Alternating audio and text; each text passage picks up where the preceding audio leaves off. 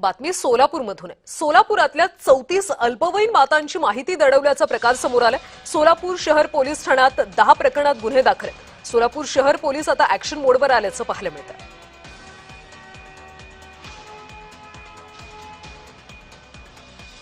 सोलापूर शहर पोलीस ठाण्यात 10 प्रकरणात गुन्हे दाखल आहेत। अल्पवयीन मातांची माहिती दडवल्याचा प्रकार आता समोर आलाय। 34 अल्पवयीन मातांची माहिती लपवण्यात आली आणि या प्रकरणी आता पोलीस ऍक्शन मोडवर आल्याचं पाहायला मिळतंय।